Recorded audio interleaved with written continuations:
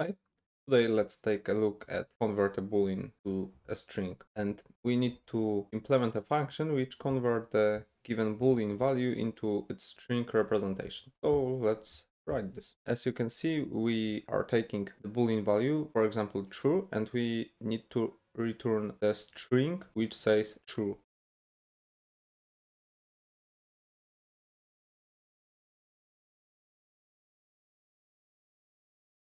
If b is true, we print and also return the true value.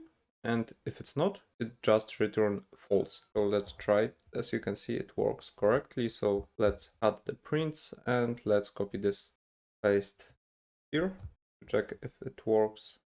So tests are passed and also other tests are passed.